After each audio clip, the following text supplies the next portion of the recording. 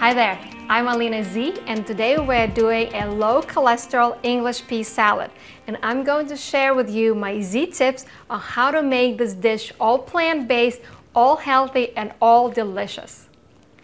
We will begin by thawing out 2 cups of frozen English peas.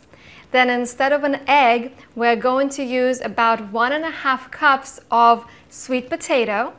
We're not using bacon here, it's all plant-based.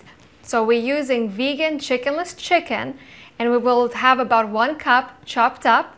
And then to give it a salty flavor like bacon, we will have about 1/2 cup of chopped dill pickles.